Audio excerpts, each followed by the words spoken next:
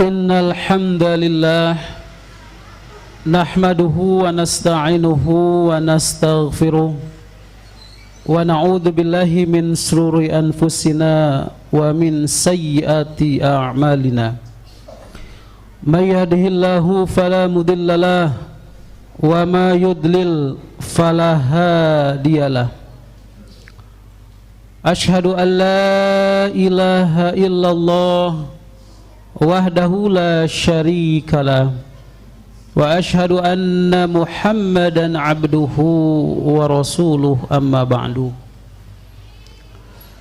Faqala Allah ta'ala fil Qur'anil Karim, a'udzu billahi minasy syaithanir rajim, ya ayyuhalladzina amanu ittaqullaha haqqa tuqatihi wa la tamutunna illa wa antum muslimun. Wa qala aidan a'udzu billahi minasy syaithanir rajim, bismillahirrahmanirrahim, inna a'tainakal kautsar fasholli li rabbika wanhar inna syani'aka huwal abtar. Hadirin ikhwatu iman sidang Jumat rahimakumullah. Sejenak kita sama-sama meninggalkan aktivitas kita. Kita tinggalkan pekerjaan kita, kita tinggalkan kesibukan kita.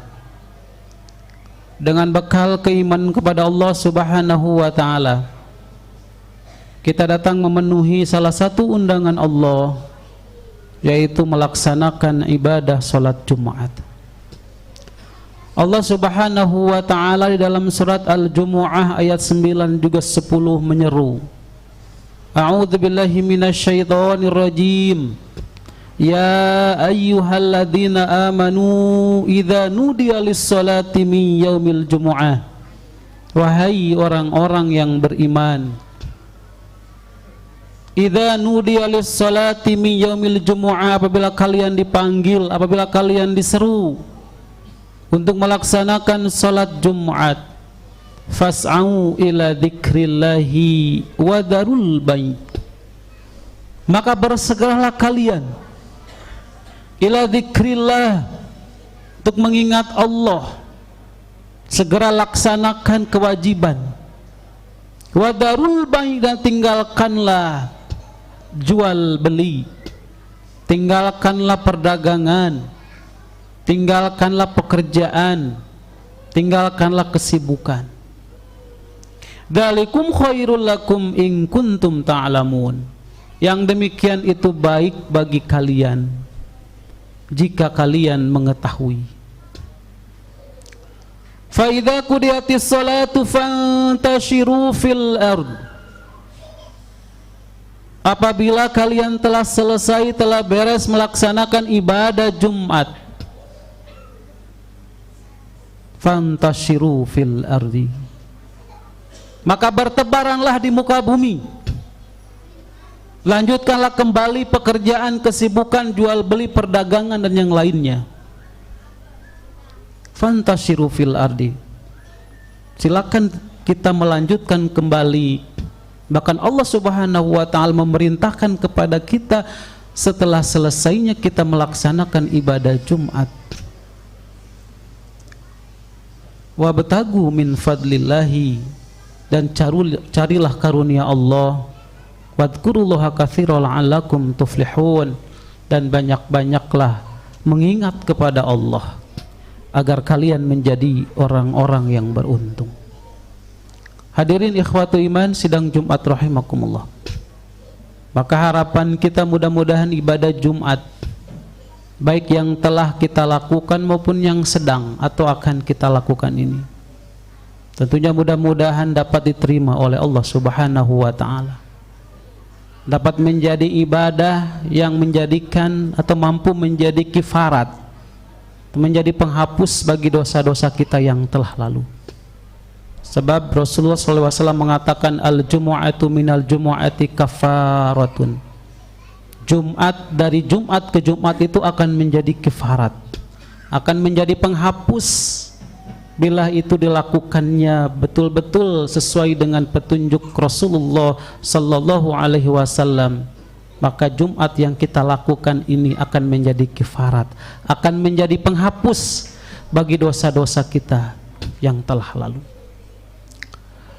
Hadirin ikhwatu iman, sidang Jumat rahimakumullah.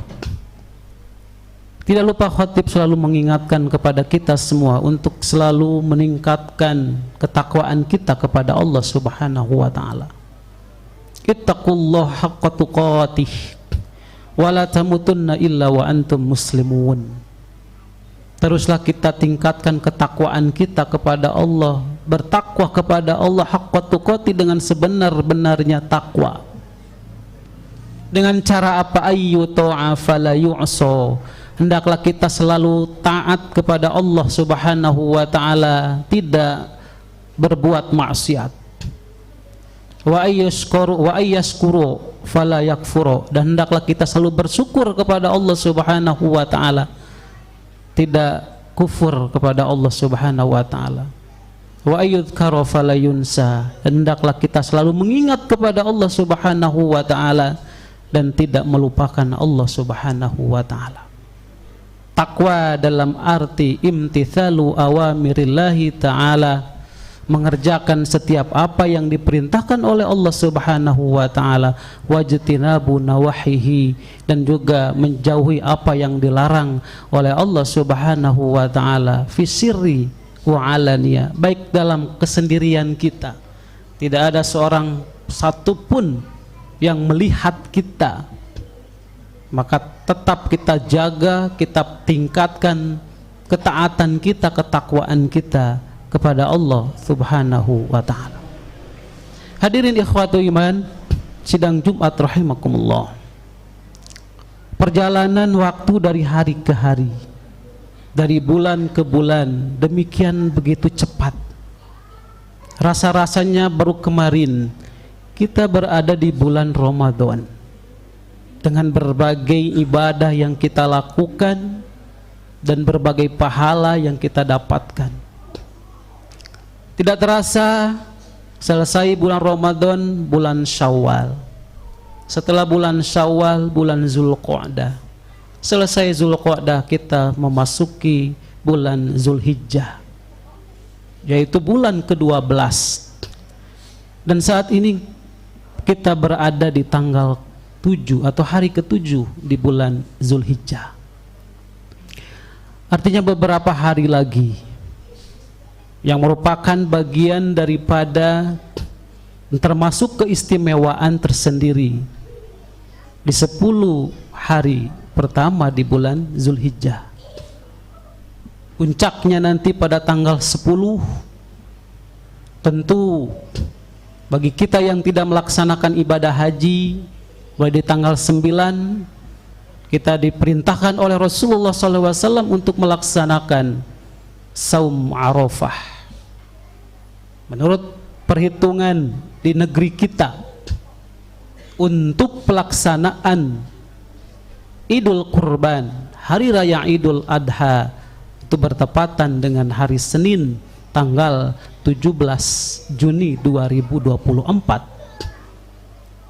Maka tentu tanggal 9-nya pada hari Ahad, lusa, tentu kita sama-sama melaksanakan syariat Rasulullah SAW, yaitu melaksanakan apa yang disebut dengan saum Arafah. Meskipun berbeda dari segi waktu, sebagaimana yang beredar saat ini bahwasanya wukuf di Arafah itu terjadi pada hari Sabtu,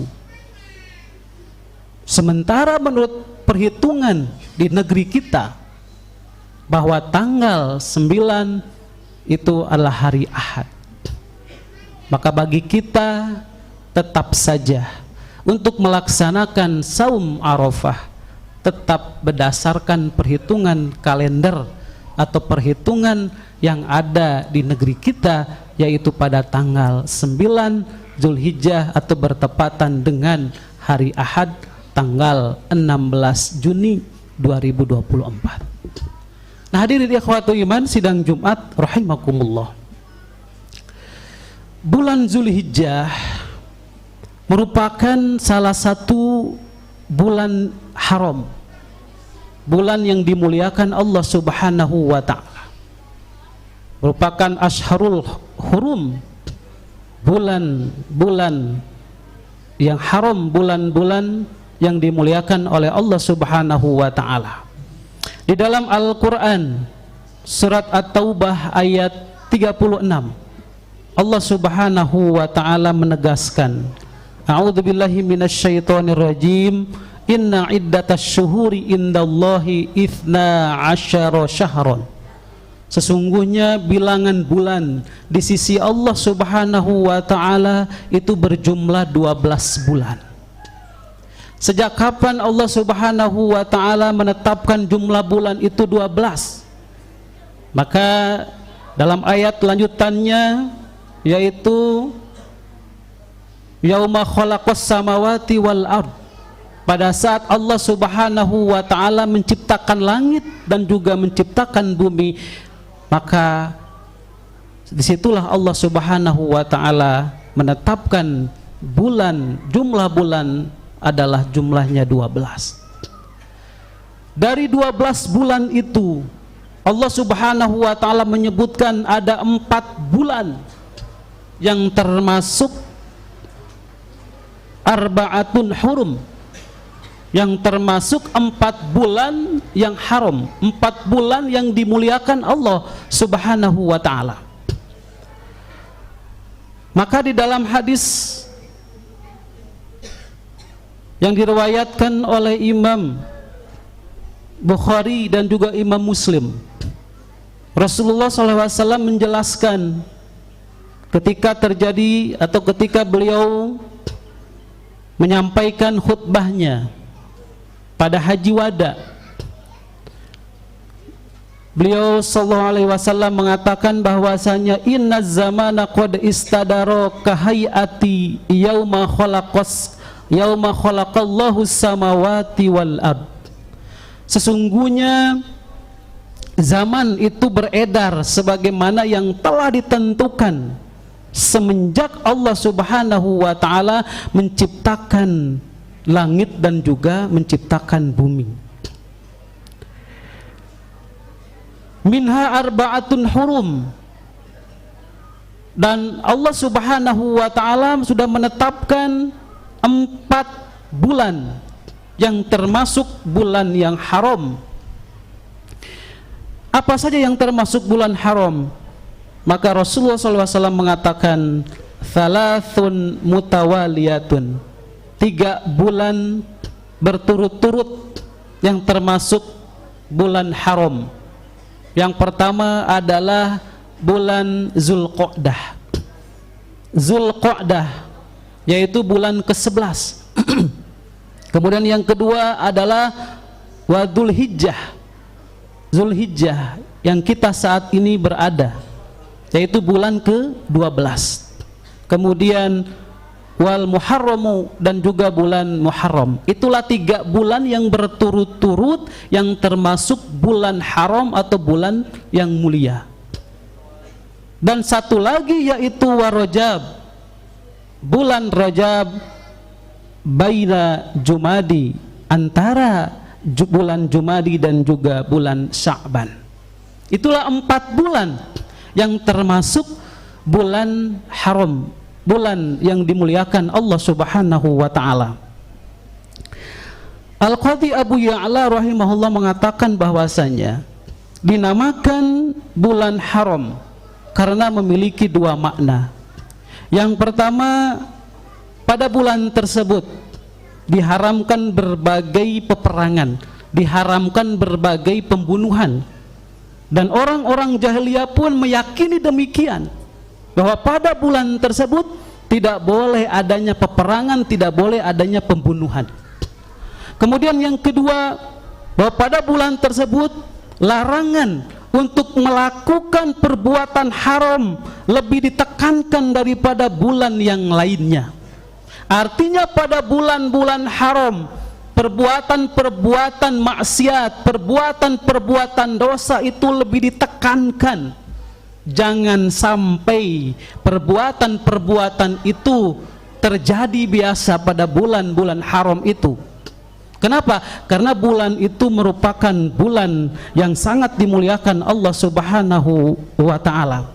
Artinya ketika melakukan kemaksiatan, melakukan dosa pada bulan-bulan tersebut, maka dosanya dilipat-lipat gandakan dibandingkan dengan melakukan perbuatan dosa pada selain bulan-bulan yang haram. Oleh sebab itu hati-hati. Kita saat ini di bulan haram, di bulan Zulhijjah, hati-hati dengan perbuatan-perbuatan dosa.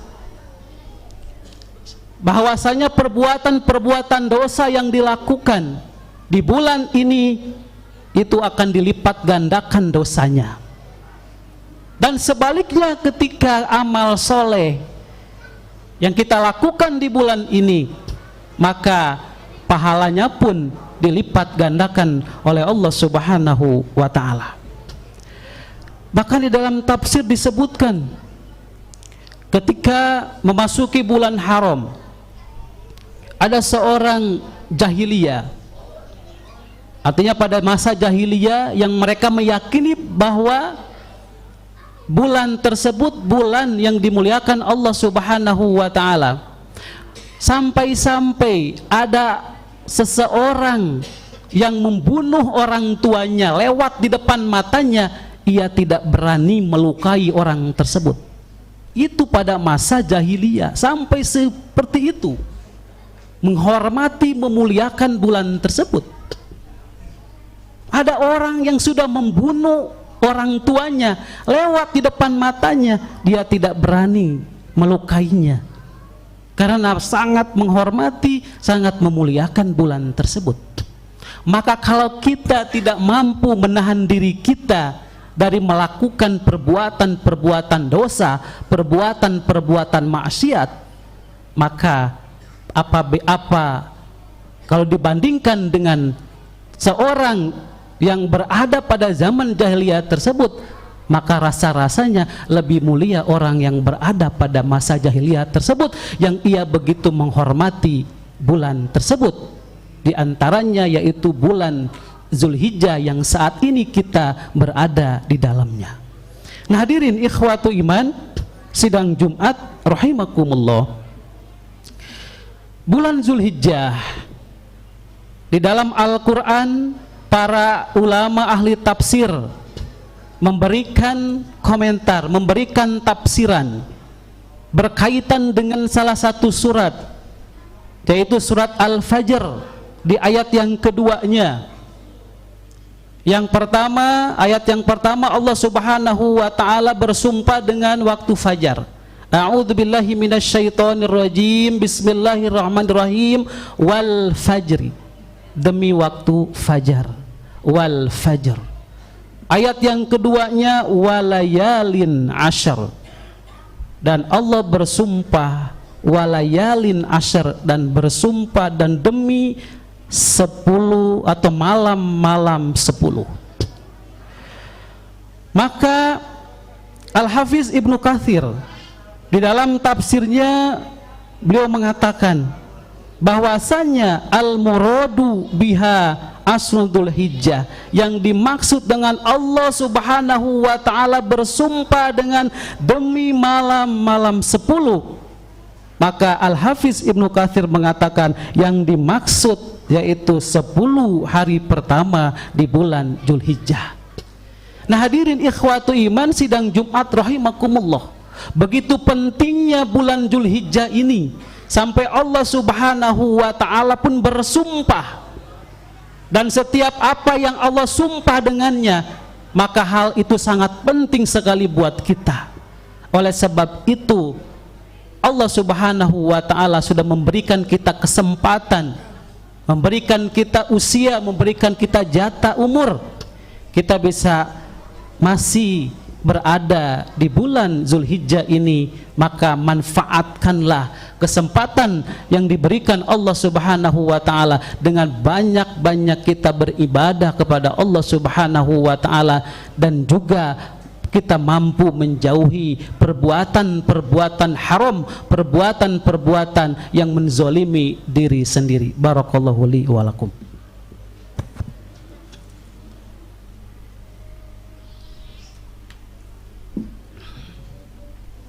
Alhamdulillahilladzi arsala rasulahu bil huda wa dinil haq liyudhhirahu ala dini kulli wa kafa billahi syahida. Ashhadu an la ilaha illallah wahdahu la syarikalah wa ashhadu anna Muhammadan abduhu wa rasuluh. Amma ba'du. Hadirin ikhwatu iman sidang Jumat rahimakumullah. Puncak daripada bulan Zulhijjah ini, di awal bulan Zulhijjah ini, yaitu nanti pada tanggal 10 Zulhijjah, ada satu syariat yang Allah Subhanahu wa taala perintahkan kepada kita. Di dalam surat Al-Kautsar di ayat yang kedua, setelah ayat yang pertama Allah Subhanahu wa taala ceritakan tentang kenikmatan yang diberikan kepada Nabi Muhammad sallallahu alaihi wasallam, maka di ayat yang kedua Allah Subhanahu wa taala menegaskan fasolli li rabbika wanhar. Fasolli, maka solatlah, li rabbika, karena Tuhanmu, wanhar, dan juga berkurbanlah pun demikian karena Tuhanmu. Nah hadirin ikhwatu iman sidang Jumat rahimakumullah, kalau kita perhatikan ayat ini, perintah berkurban itu setelah Allah Subhanahu wa taala menyebutkan perintah salat, fasolli li rabbika wanhar, dan salatlah kalian karena Tuhan kalian, wanhar, dan juga berkurbanlah kalian. Setiap hari kita melaksanakan ibadah salat, baik itu ibadah salat yang sifatnya wajib maupun ibadah salat yang sunnah. Setiap hari kita melaksanakan ibadah salat, dan ibadah salat ini digandengkan dengan kurban, wanhar, dan berkurbanlah kalian. Kurban diperintahkan kepada kita setahun sekali. Kalau ibadah sholat sudah terbiasa kita lakukan setiap hari, maka ibadah yang satu ini, ibadah kurban, Allah hanya perintahkan setahun sekali kalian melaksanakan kurban, wanhar, dan berkurbanlah kalian. Maka ini harus menjadi perhatian kita, bahwa harus ada keinginan yang kuat di dalam diri kita untuk melaksanakan kurban. Sebab ini perintahnya ini digandengkan dengan ibadah sholat. Sholat merupakan kewajiban dari Allah Subhanahu wa taala yang kita lakukan setiap hari. Maka wanhar, dan juga berkurbanlah kalian yang hanya setahun sekali. Nah hadirin ikhwatu iman sidang Jumat rahimakumullah, bahkan ada ancaman dari Rasulullah SAW, man kana lahu sa'atun, barang siapa yang mempunyai keleluasaan, mempunyai kelapangan rizki, walam yudhi, dan ia tidak berkurban, diberikan rizki, ia mampu untuk membeli 1 ekor kambing, tetapi dia tidak mau untuk melakukannya, fala yaqrabanna musallana, jangan sekali-kali mendekati tempat sholat kami. Ancaman dari Rasulullah SAW bagi mereka yang mempunyai kemampuan untuk berkurban, tetapi tidak ada kemauan, tidak ada keinginan untuk berkurban, maka hati-hati. Nah hadirin ikhwatu iman sidang Jumat rahimakumullah, Said Sabiq di dalam fikih sunnah Beliau mengatakan bahwa di antara hikmah daripada Allah Subhanahu wa taala mensyariatkan udhiyah, Allah Subhanahu wa taala mensyariatkan kurban. Yang pertama yaitu ihya'an li dzikri Ibrahim. Kita melaksanakan ibadah kurban ini, yang pertama adalah untuk menghidupkan sunnah Nabi Ibrahim alaihi salam dan untuk mengenang kisahnya. Dan Allah Subhanahu wa taala menyebutkannya di dalam surat As-Saffat surat ke-37 dimulai ayat 102 sampai ayat 103 sampai ayat 111. Kalau kita membaca, kita mentadaburi bagaimana perintah Allah Subhanahu wa taala kepada Nabi Ibrahim alaihi salam, yang pada saat itu Allah perintahkan untuk menyembelih putra semata wayangnya, putra satu-satunya, yaitu Ismail alaihi salam. Allah Subhanahu wa taala menegaskan, a'udzubillahi minasyaitonir rajim, falamma balagha ma'ahu sa'ya qala inni ara fil manami. Falamma balagha ma'ahu sa'ya, maka tatkala anak itu yaitu Nabi Ismail alaihi salam sudah memasuki usia yang ia sudah bisa berusaha, ia sudah memasuki usia remaja, kemudian Allah Subhanahu wa taala memerintahkan kepada Nabi Ibrahim bapaknya melalui mimpi Nabi Ibrahim, dan mimpi para nabi itu merupakan wahyu. Maka ketika Nabi Ibrahim alaihissalam mendapatkan mimpi wahyu dari Allah Subhanahu wa taala untuk menyembelih anak semata wayangnya yang pada saat itu yaitu Nabi Ismail alaihissalam, maka seketika Nabi Ibrahim alaihissalam memanggil anaknya dan mengajak untuk berkomunikasi atau berdiskusi. Apa yang dikatakan oleh Nabi Ibrahim kepada Nabi Ismail alaihissalam? Qala ya bunayya, wahai anakku, inni ara fil manam, sesungguhnya bapakmu ini mimpi. Dan Nabi Ismail sudah mengetahui bahwa mimpinya para nabi itu adalah wahyu, perintah dari Allah Subhanahu wa taala. Inni ara fil manami anni adbahuka, bapakmu ini mimpi yaitu menyembelihmu. Fandur madza taro, maka apa pendapatmu? Nabi Ibrahim mengajak Nabi Ibrahim untuk berdiskusi, mengkomunikasikan perintah Allah Subhanahu wa taala tersebut. Maka tidak banyak berpikir, pada saat itu Nabi Ismail alaihissalam pun mengatakan, qala ya abati if'al ma tu'maru satajiduni insyaallah minas sabirin. Wahai ayahku, kerjakanlah apa yang diperintahkan Allah Subhanahu wa taala kepadamu, satajiduni insyaallah minas sabirin, maka kelak ayah akan mendapatkanku termasuk orang-orang yang sabar.